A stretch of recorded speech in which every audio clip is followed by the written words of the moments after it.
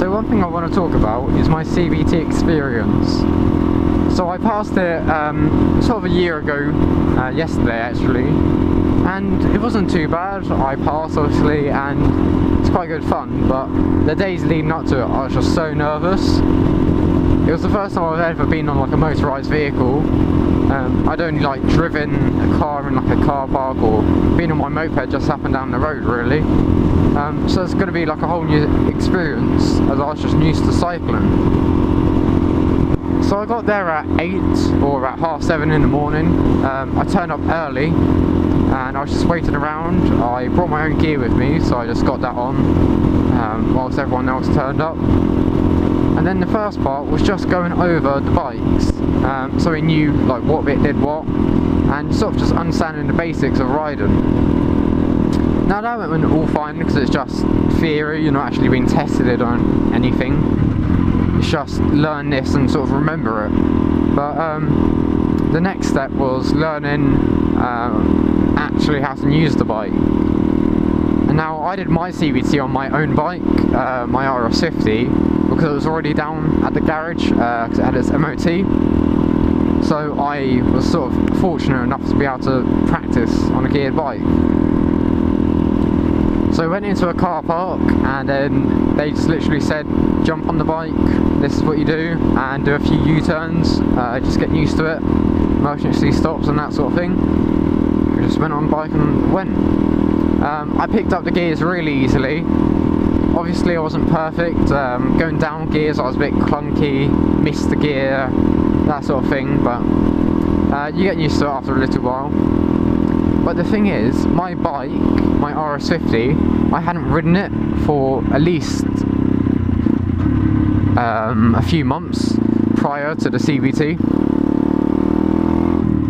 which meant the car was slightly blocked and it was low on fuel and the battery was low.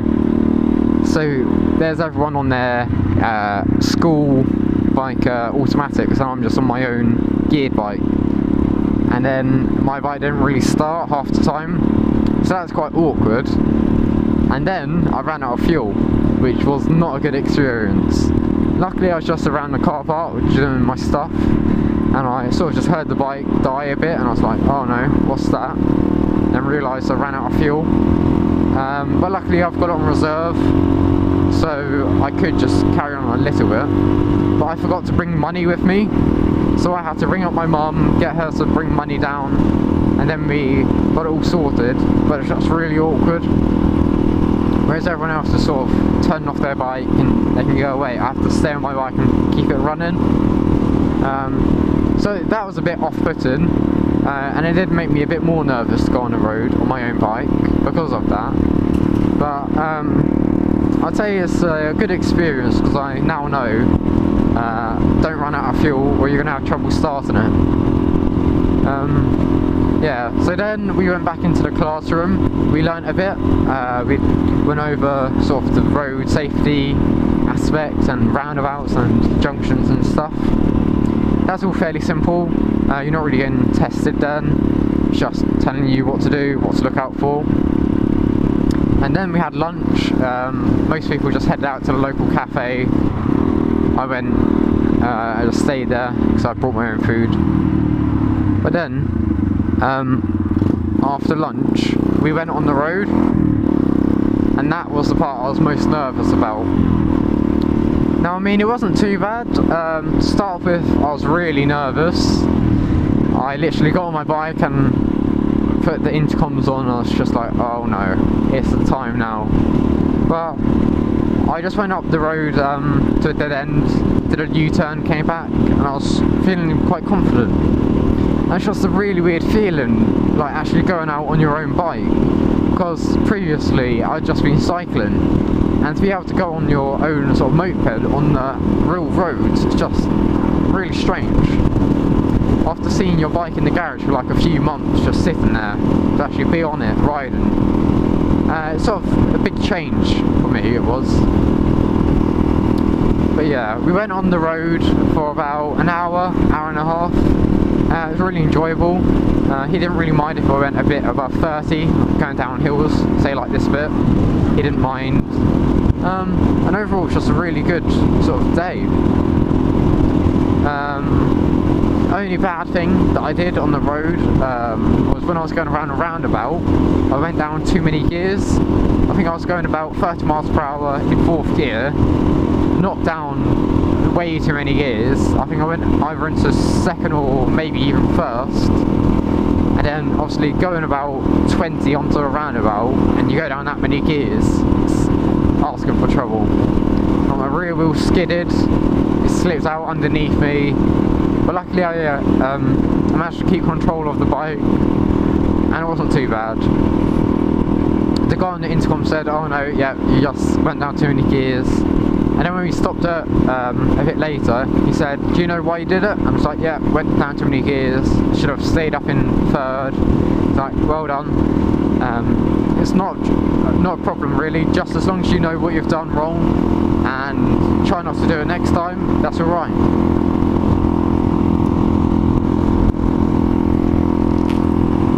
So I'd just like to say, if you're really nervous about doing your CBT, I know I was as well, just try not to.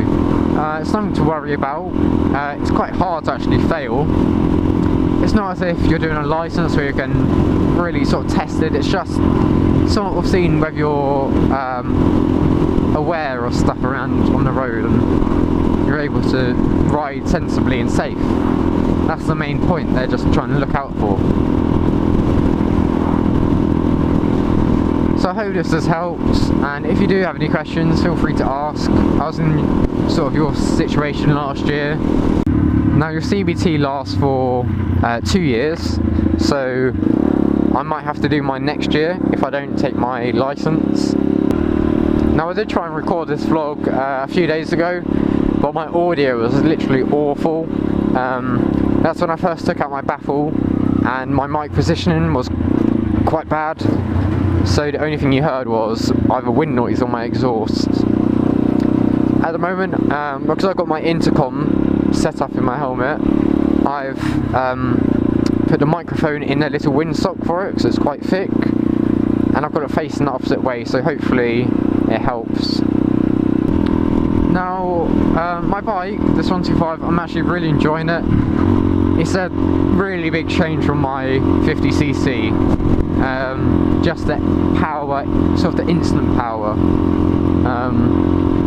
and being a 4-stroke engine braking and sort of, I don't know, the sound mainly.